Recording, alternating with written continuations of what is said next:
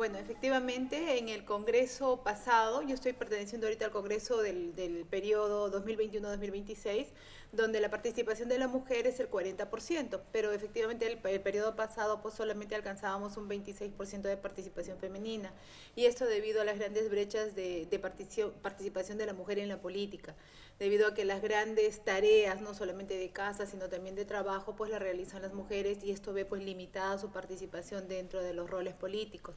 Hoy en día, gracias a las reformas políticas, electorales que se han hecho en mi país, pues tenemos la ley de paridad y alternancia, pues que obliga a que las candidaturas sean 50% de hombres y 50% de mujeres. Y ha dado un gran resultado, puesto que hoy en el Parlamento tenemos el 40% de mujeres que representan pues a la población en general del Perú. Entonces vemos pues que las reformas electorales deben implementarse en los países para que no solamente fomenten la participación, sino la hagan efectiva.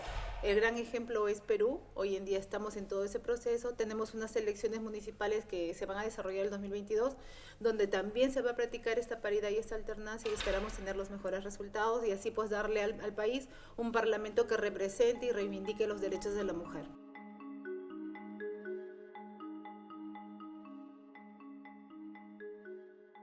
Es bastante lamentable que tengamos todavía acciones en contra de las mujeres, ¿no? Cuando realmente desde el Parlamento debemos unir esfuerzos, que sea no solamente una lucha de mujeres para mujeres, sino que se unan también los hombres y fortalezcamos esta lucha en beneficio de nosotras las mujeres. Hay que evitar pues el hostigamiento político, el minimizar el trabajo de la política, de la mujer dentro de la política. Nosotras, es más, hacemos mucho bien a la política dentro de nuestros países, y en ese sentido es tarea de hombres y mujeres fortalecer, integrar y hacer más partícipes a las mujeres en política, e ir formándolas desde las etapas escolares, universitarias, para poder tener pues lo que se llama un semillero de mujeres para que a futuro sean las que nos representen dentro de la política de nuestro país.